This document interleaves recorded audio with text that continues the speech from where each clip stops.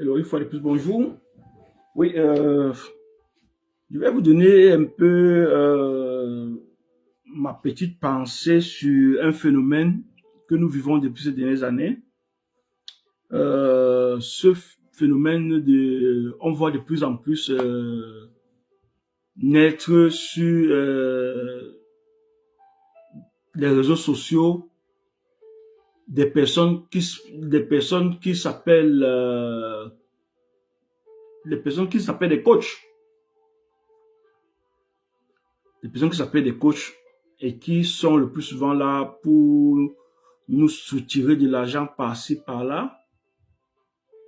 Il faut faire très attention à tout ce qu'on voit sur les réseaux sociaux. Je parle de ce phénomène des coachs que nous voyons de plus en plus. Ces personnes qui se disent être des coachs et qui sont en grande majorité des imposteurs. Je dis bien des imposteurs en grande majorité. Si vous voulez savoir un peu de quoi je parle, allez sur TikTok, vous allez voir la magie.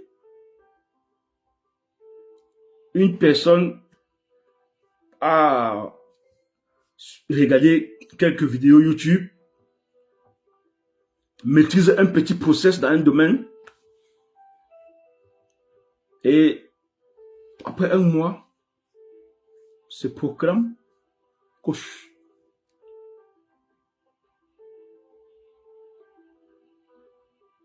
Une personne a voyagé, est arrivée au Canada,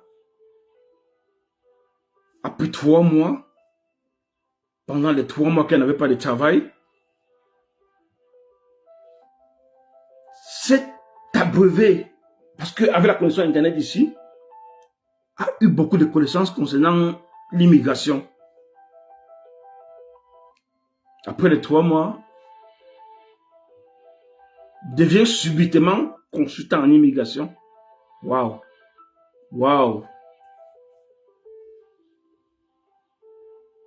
Et est adulé par plusieurs personnes qui sont restées en Afrique. Mais vous faites même ça comment? Moi, je ne comprends pas.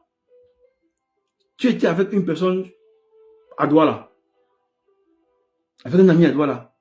Il a voyagé, même sans te dire. Quelques mois après, il se trouve au Canada. Sans même faire 4 mois, ça passait 4 mois sur le sol canadien. Il commence à faire des vidéos te disant, disant à son audience qu'il fait voyager les gens, qu'il est consultant. Et vous croyez? Comment vous faites ça? Une autre catégorie,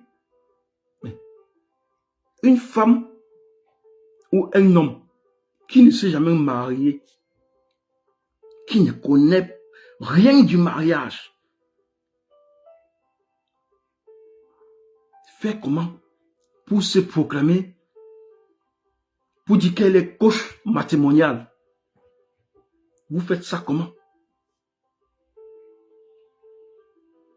Une personne qui n'a jamais été mariée fait comment pour être coach matrimonial? Dites-moi, qu'est-ce que cette personne doit venir, donner comme conseil aux mariés?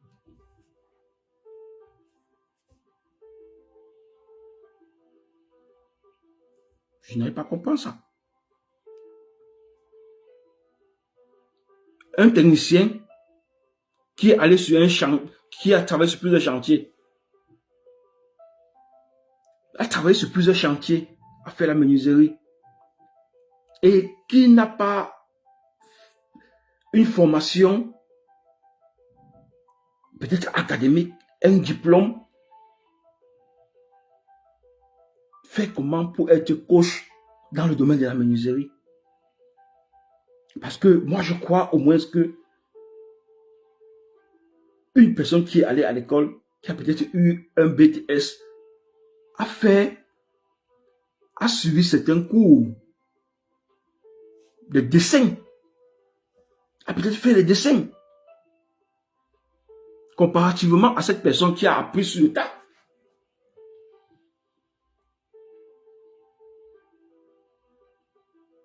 Nous voyons que tout le monde aujourd'hui est devenu coach. Un salarié, une personne qui a été salariée toute sa vie, fait comment pour devenir coach en entrepreneuriat? Je dis bien, une personne qui a été ou qui est salariée depuis des années, fait comment pour être coach en entrepreneuriat? Ou est-ce que cette personne a pris l'entrepreneuriat là? Ou une autre personne qui a une entreprise, ça fait 1 an. Pendant 1 an, dis-moi, pendant une année, tu as une entreprise pendant 1 an. Pendant une année, qu'est-ce qu'on peut vraiment bien apprendre en entrepreneuriat? Tu fais comment pour devenir coach en entrepreneuriat?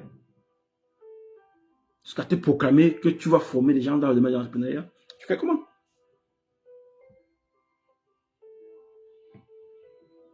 Une année, une seule année dans l'entrepreneuriat, tu es encore à la base. Donc, dans les bribes, tu as des bribes de connaissances de l'entrepreneuriat. Je dis des bribes de connaissances. Oui, tu n'es pas en mesure de donner un bon conseil à une personne qui veut se lancer. Non, moi je ne crois pas à ça.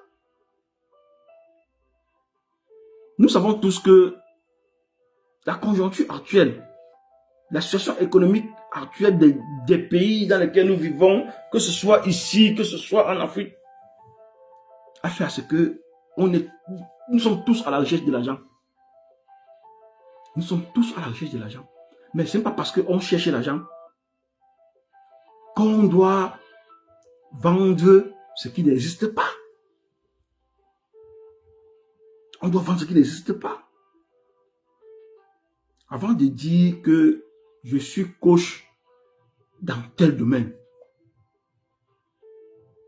je crois qu'il faut avoir une certaine expertise. Il faut avoir travaillé dans ce domaine-là. C'est frotter aux difficultés du domaine. Ne pas se déclarer coach ou consultant parce qu'on veut avoir de l'argent. Parce que des personnes qui vont s'engager vers vous et qui vont vous verser de l'argent ne recevront pas les connaissances. Des connaissances qui peuvent équilibrer l'argent qu'elles ont versé. C'est ça. Imaginez pour moi, je vous dis, avant de vous engager vers telle ou telle personne, prenez le temps. Je dis bien, avant de vous engager vers des personnes que vous rencontrez sur TikTok, parce que sur TikTok, maintenant, c'est un peu ça qui est à la mode. Tout le monde est devenu coach. Tout le monde. Prenez du temps. Cherchez à savoir si cette personne-là a de l'expertise dans ce qu'elle vous raconte sur les plateformes sociales. Un maçon fait comment? Un maçon fait comment? Je dis bien, un maçon fait comment pour être coach en menuiserie? Je ne comprends pas. Quelqu'un qui a eu à voir seulement comment est-ce qu'on fait la menuiserie. Cessez de vous faire berner par les gens, cessez de vous faire tromper. Et je dis toujours, nous sommes aujourd'hui à l'ère de la digitalisation. Une personne qui a des connaissances dans un domaine ne doit plus se cacher. Les informations relatives à une personne qui a des connaissances dans un domaine doivent être sur le net. Ils doivent être sur le net. Donc, ça veut dire, tu dois arrêter. Toi, tu te dis coach. Toi, la femme qui n'a jamais connu le mariage.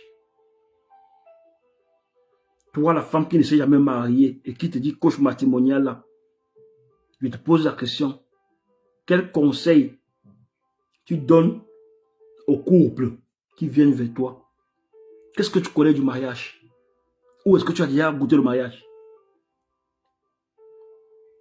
Ou est-ce que tu as goûté le mariage?